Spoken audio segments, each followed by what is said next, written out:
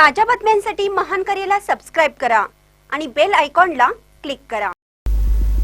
Railway अपघातात युवकाचा मृत्यू। युवकाने तणावातून टोकाचं पाऊल उचलल्याची शक्यता। मिरज ग्रामीण पोलीस स्टेशन हद्दीतील विजयनगर म्हैसाळ रेल्वे फाटकाजवळ बुधवारी रात्री 10:30च्या सुमारास एक युवक रेल्वे अपघातात मरण पावल्याची दुर्दैवी घटना घडली। मृत व्यक्तीचे नाव प्रवीण चंद्रकांत भंडारे, वय वर्ष 35, राहणार अंबिका नगर म्हैसाळ असे आहे।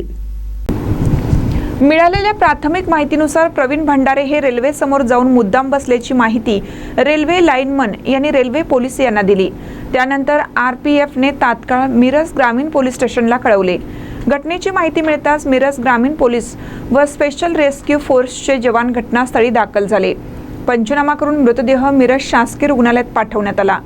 नागरिकांच्या सांगण्यानुसार प्रवीण काही दिवसापासून तणावात असून डिप्रेशनमुळे त्यांनी हे टोकाचे पाऊल उचलले असावे अशी शक्यता व्यक्त होत आहे।